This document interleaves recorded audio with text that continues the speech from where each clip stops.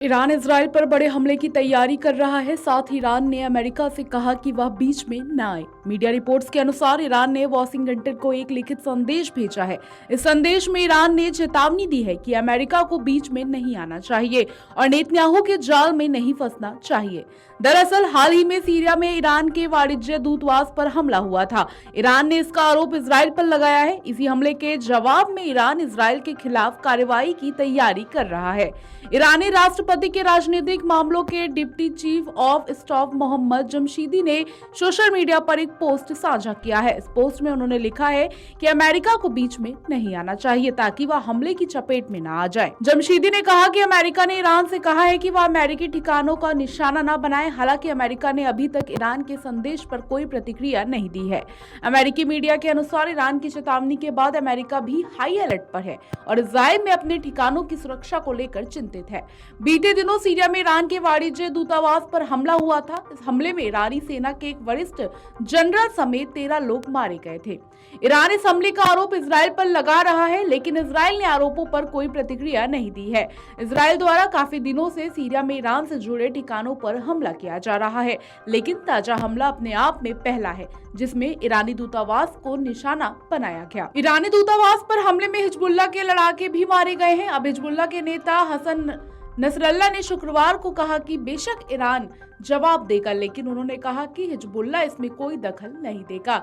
Israel Hamas युद्ध के बीच Iran द्वारा इजराइल पर हमले की तैयारी से संघर्ष के पश्चिम एशिया के बड़े इलाके में फैलने का डर भी पैदा हो गया है।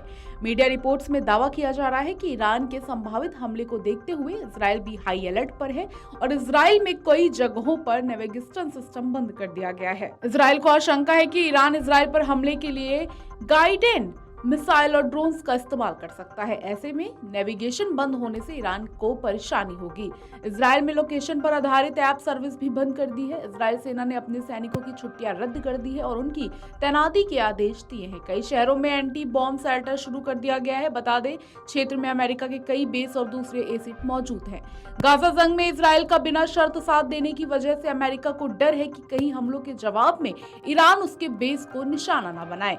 ईरानी प्रेसिडेंसी ऑफिस से जुड़े मोहम्मद जमशीदी ने खुलासा किया कि तेहरान ने अमेरिका को इजरायली प्रधानमंत्री बेंजामिन नेतन्याहू के जाल में न फंसने की चेतावनी दी है। अगर अमेरिका ऐसा करता है तो उसका खामियाजा वाशिंगटन को भुगतान करना पड़ सकता है। सीरिया में ईरानी दूतावास पर हुए हमले के बाद ईरान ने अमेरिका के टॉप अधिकारियों को लिखित संदेश भेजकर चेतावनी दी है, जिसके बारे में जानकारी देते हुए ईरानी राष्ट्रपति इब्राहिम के सहायक जमशीदी ने एक्स पर लिखा, दूतावास पर हुए हमले के जवाब से पहले एक लिखित संदेश में इस्लामिक रिपब्लिक ऑफ ईरान ने अमेरिका को नेतन्याहू के जाल में न फंसने की चेतावनी दी है। हमने यूएस से कहा कि वे इस मामले से दूर रहे ताकि आपको नुकसान ना हो। उन्होंने आगे ये भी बताया कि जवाब में अमेरिका ने ईरान से अमेरिकी सुविधाओं को निशाना न बनाने की अपील की है। वीडियो डेस्क अमरुजाला.com। अगर आप ये वीडियो YouTube पर देख रहे हैं तो हमारे चैनल को सब्सक्राइब करें और बेल आइकन को दबाना ना भूलें। अगर आप Facebook पर ये वीडियो देख रहे हैं तो हमारे पेज को लाइक करें।